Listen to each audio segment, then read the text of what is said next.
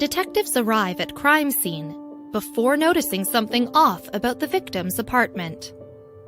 A bullet-ridden body is discovered alone in a locked room with no weapon to be found. Sound impossible?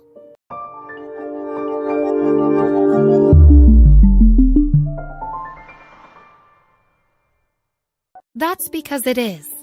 Or at least, that's what everyone thought.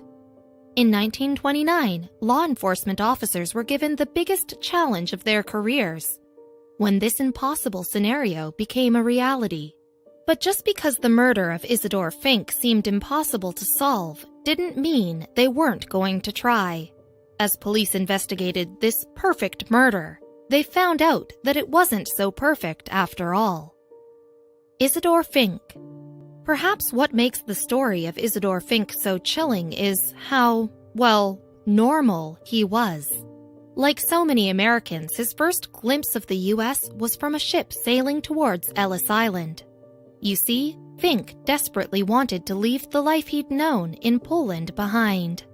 Surviving in NYC. Poland had suffered great losses during World War I, and he couldn't help imagining how much further he could go in the U.S. But Fink quickly learned that being an immigrant in New York City was less about making one's fortune and more about survival. Dangerous business. So he worked, saving every penny he made until he had enough to put his business skills to the test. Still, by the time he was able to open up his own laundry business, he had no choice but to do so in a dangerous part of town. Working his way up. Located on East 123rd Street, Fink made the best of it by living in the large ground-floor apartment that was attached to the laundry. Young and ambitious, he had nowhere to go but up. Before he could become a rich businessman, however, he had to make a few laundry deliveries. On March 9, 1929, Fink made a few routine laundry deliveries before turning in for the night. But what started as a normal evening turned into anything but. When Fink's neighbor, Mrs. Lachlan Smith, suddenly threw open her door and ran, panicked, down the street. Sudden screams. When she arrived at the police station, she had a scary story to tell. At around 10 p.m., the late night had been interrupted by screams, followed by a banging noise coming from Fink's place. When everything got quiet again, she'd gathered her courage and hurried to the police. Not unusual. Obviously, this kind of story wasn't unusual to the authorities. It was late at night and in a dangerous part of the town. There was little doubt that when the officers got to Fink's apartment, they'd either find evidence of a break-in or an unharmed Fink would have accidentally misfired a gun. Locked from the inside. But the police found neither. In fact, when they got to Fink's apartment, they discovered that they couldn't get into the apartment at all. The first officer at the scene, Albert Kattenborn, deducted that the front door had been locked from the inside. Small windows. And as an increasingly confused Kattenborn discovered, the windows were much too small for a grown man to crawl through. By then, a small crowd of curious neighbors had gathered around Fink's front door, one of whom was a little boy. Nailed shut. This gave Kattenborn an idea. There was a small window in Fink's front door, but it was just big enough for the little boy to be lifted through. But that's when the police made another odd discovery. The window had been nailed shut from the inside. A surprising sight. They had to get into the apartment somehow, so Kattenborn simply smashed the small window and lifted the little boy through. Once inside, the boy was able to unlock the door, and what was waiting for the police inside the apartment left them stumped. Theory number 1. Robbery. Fink was on the floor, 2 bullet wounds glaring up from his chest. At first glance, the officers assumed they were dealing with a robbery gone wrong. It wouldn't be unusual, after all, for a business-owning single man in a ground-floor apartment to be targeted.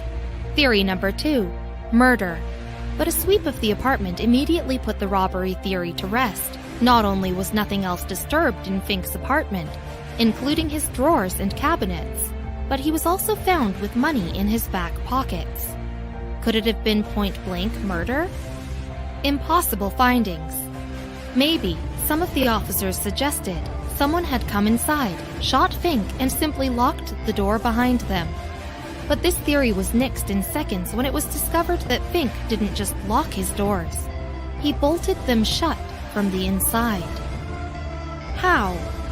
The police hoped that they'd find at least a murder weapon of some sort, but even after a thorough search of the apartment, they came up empty. A dead body in a locked room with no gun to be found. How was this even possible? Theory number 3, suicide. As people demanded answers, the police had one more theory to investigate: suicide.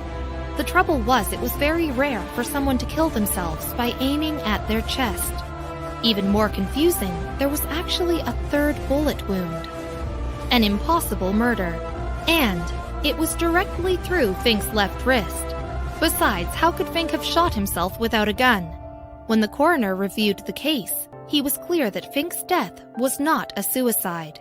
This man has been murdered, he concluded, and he even gave evidence. Confusion mounts. The position of the body and location of the wounds indicated beyond doubt that Fink could not have shot himself, the coroner wrote in his report. What's more, when the police swept the apartment for fingerprints, what they found made them more confused than ever. Wild theories. The only fingerprints in the apartment belonged to Fink himself. They checked the windows, the doorknobs, the walls. Nothing. People started coming up with their own wild theories as to how Fink ended up dead, and the police even ended up following one of those leads. Theory number 4, accidental death. The theory started to spread that Fink, paranoid about someone breaking into his apartment, hence the bolted doors and nailed windows, had created some kind of contraption in the wall that would immediately shoot and kill someone trying to break in. Debunked. Maybe there had been an accident with this contraption, or maybe a suicidal Fink had rigged it up to automatically kill himself without him touching it. This theory obviously came to nothing, as a thorough search revealed that nothing was in the walls but plaster. An insoluble mystery. 2 years after Fink's death, New York City Police Commissioner Mulrooney called Fink's murder an insoluble mystery. After all, it's not every day that the city's best and brightest in law enforcement are left shrugging their shoulders. A locked room mystery.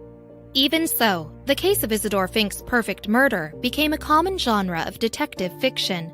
People loved the idea of a seemingly impossible mystery, and nothing captured their imaginations quite as much as when the queen of mystery herself, Agatha Christie, went missing.